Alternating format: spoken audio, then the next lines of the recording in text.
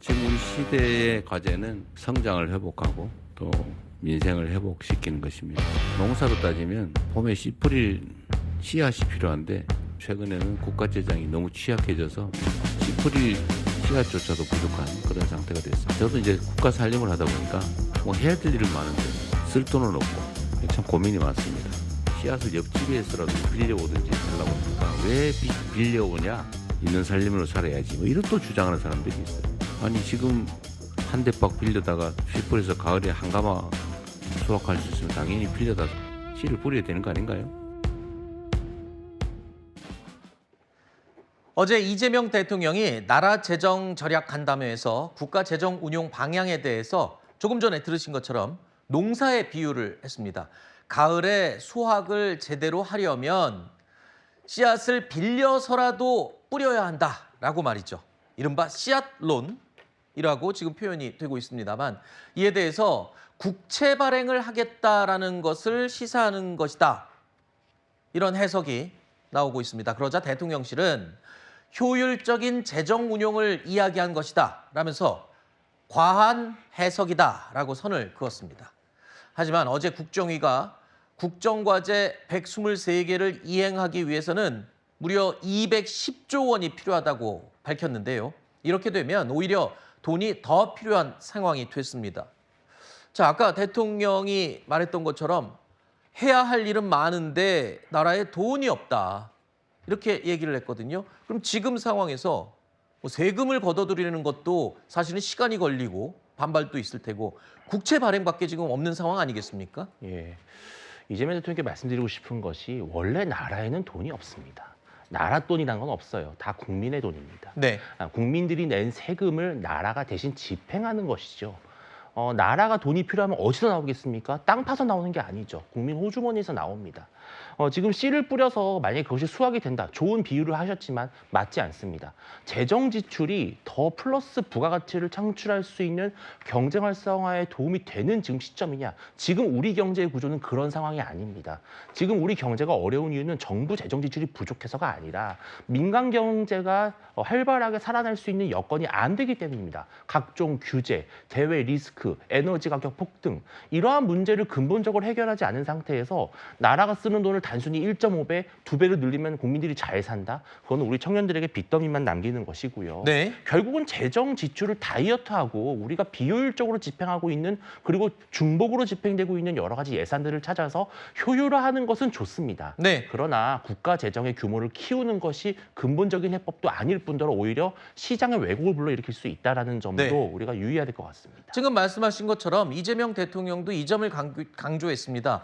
비효율적인 예산 지출을 좀 줄이고 좀 아껴 쓰고 중복되는 건 빼고 이렇게 이른바 다이어트를 해서 지출 조정을 통해서 가용 자원을 확보하겠다라고 밝혔습니다. 공복계획인데 지금 친일파 재산이 아직도 1,500원이 환수가 안 되고 있습니다. 고은처에서 지금 10년째 88 골프장을 매각을 안 하는 건지 못하는 건지 2014년 추정 가격이 4,300억 원입니다. 지금 1조 원을 넘어섰을 거라고 추정을 하는데 88 골프장을 굳이 왜 가지고 있냐. 그거 판다고 뭐 대한민국에서 사라지는 건 아니니까.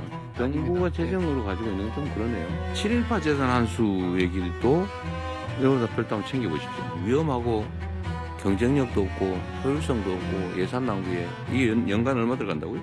석탄 채굴 공급에 1,354억입니다. 매년 올해가 그렇고요. 480억 정도 되는 상황입니다.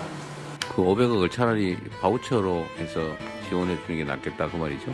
이제 그만해야 되겠는데 이거 탄소 발생도 시키잖아요. 그러니까 이 국가보훈처가 보유하고 있는 골프장이나 아니면 친일파들에 대한 재산 환수, 또 공공기관 통폐합 등등 이런 것들을 통해서 뭔가 이제 짜낼 수 있는 돈, 재정을 더 마련하겠다. 뭐 이런 얘기로 해석이 됩니다. 그런데 이재명 대통령의 1호 산업 공약이었던 국내 생산 촉진세제 국정과제는 빠진 것으로 또 확인이 되고 있습니다. 자, 일단 210조 원 넘게 드는 이 국정과제. 지금 아까 대표님께서 말씀을 해주셨는데 아니 어차피 국민 주머니에서 나오는 돈이고 이 재정 다이어트를 통해서 해야지 국채 발행이 이게 정답이 아니다 이렇게 비판을 해주셨거든요. 근데 일단 거기에 대해서 대통령실이 국채 발행을 하겠다고 한 적이 없죠.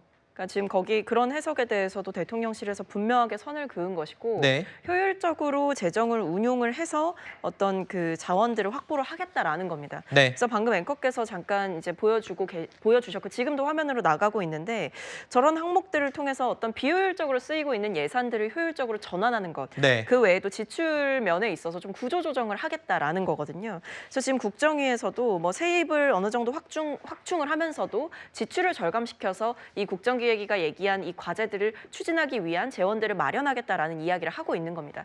이것을 이재명 대통령의 발언을 왜곡하거나 지나치게 확대해서 당장 마치 국채를 발행할 것처럼 그렇게 무리를 할 것처럼 해석할 일은 아니라는 생각이 들고 네. 말씀 주신 대로 정말 어떤 그동안 비효율적으로 쓰이고 있었던 부분들을 절감시키고 네. 전환시키고 이런 것들이 해법이 될 수 있을 것이라 생각이 듭니다. 네.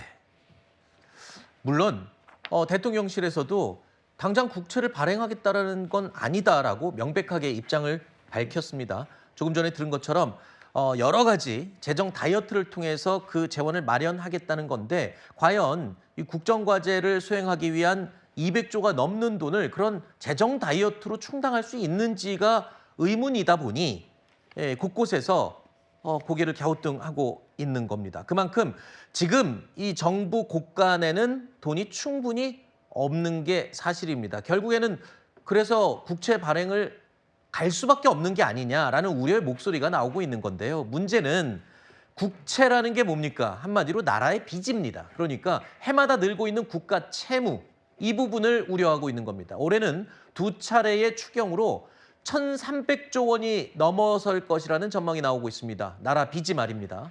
자, 그렇다면 여기서 한 발 더 나아가서 우려가 나오는 게 이겁니다. 국채 발행도 안 된다면 그러면 결국 세금 올리는 거 아니냐. 아까 제가 잠깐 우려했던 그 얘기까지 지금 가고 있는 겁니다.